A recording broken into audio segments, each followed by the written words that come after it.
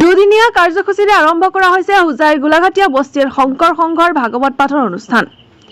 শ্ৰীমন্ত শংকৰদেৱ সংঘৰ হোজাই সদৰ প্ৰাথমিক শাখাৰ আৰু ৰামপুৰ হৰিদাস আৰু নগৰ প্ৰাথমিক শাখাৰ এক যুটীয়া প্ৰচেষ্টাত আজি বিস্তৃত কাৰ্যসূচীৰে পুৱা 6 বজাৰ পৰা প্ৰাত প্ৰসংগ, বৃক্ষৰোপণ, নাম প্ৰসংগ, ভাগৱত পাঠ আৰু প্ৰসাদ বিতৰণ কৰে।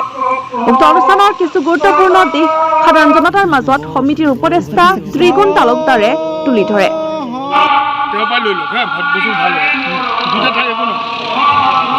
ভাগৱত পাঠ হৈ আছে।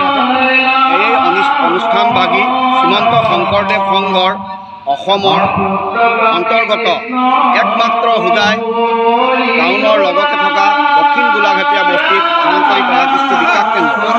এই শ্ৰীমন্ত শংকৰদেৱ সংঘ হোজাই আঞ্চলিকৰ অন্তৰ্গত 4খন প্ৰাথমিক আছে।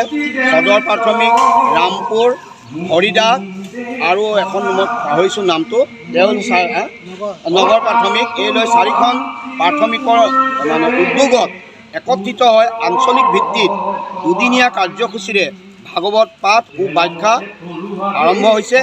আজি প্ৰথম দিনা কাৰ্যসূচী ব্ৰহ্মপুৱাতে প্ৰাতঃপ্ৰসংগ, নাম প্ৰসংগ, প্ৰসাদ বিতৰণ, লগতে মহাপ্ৰসাদ অন্ন খোৱাৰ 5 মুহূৰ্তৰ পৰাই প্ৰায় 1:30মান বজাৰ পৰা আমাৰ ইয়াত ভাগৱত পাঠ ব্যাখ্যা কাৰ্যসূচী আৰম্ভ হৈছে।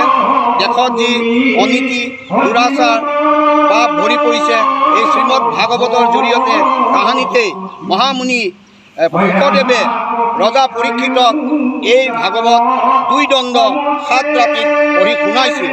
এই ভাগৱতৰ 12 স্কন্ধৰ আজি 11 খণ্ড নিবি নৱ সংবাদ পাঠ কৰা হৈছে আৰু ইয়াৰ জৰিয়তে বিশ্ব দৰবাৰলৈ বিশ্বলৈ শান্তি নামিয়ক, বসুমতী ধৰা সহনশীল হওক আৰু আমাৰ যি দেশত চলি থকা অৰাজক সকলো দূৰ হওক, দেশত শান্তি বিস্তাৰ হওক, চাৰিমুঠি জীৱ উৰণ বুৰণ গজন ভ্ৰমণ সকলোৱে মিলা প্ৰীতিৰে থাকি বসুন্ধৰাত একত্ৰিত হৈ পেলাই আগবাঢ়ি যাব পাৰে, সেই লক্ষ্যৰে আৰু মানৱ দৰ্দী হওক, মানৱতা ভুলভ্ৰান্তিত হ'ব নালাগে, মানুহৰ অন্তৰত মানৱতা জাগৃত কৰি তোলক, এই শান্তি কামনা কৰি আমাৰ এই ভাগৱত চক্ৰ আজিৰ পৰা আৰম্ভ হৈছে।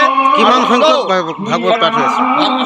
ভাগৱত পাঠক সদৌ ধৰ্মপ্ৰাণ ৰাইজক আমি কৰজোৰে বিনম্ৰভাৱে প্ৰাৰ্থনা জনাইছোঁ যাতে তেখেতসকলে অংশগ্ৰহণ কৰে, ভাগৱতৰ মহা অমৃত পান কৰে।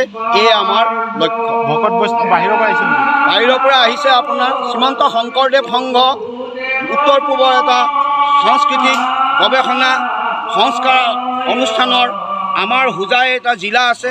শ্ৰীমন্ত শংকৰদেৱ সংঘৰ অন্তৰ্গত অসমৰ বিভিন্ন চাব ডিভিজনবিলাকক মহকুমাক এখন জিলা বুলি ঘোষণা কৰা হয়। তেনেকৈ আমাৰ হোজাই মহকুমা থাকোঁতে 1990 চনতে হোজাইত শংকৰদেৱ সংঘ জিলা ঘোষণা কৰে তেখেতসকলৰ সাংগঠনিক কামৰ বাবে। আৰু ইতিমধ্যে আমাৰ হোজাই প্ৰশাসনৰ দিশতো জিলা হ'ল আৰু হোজাই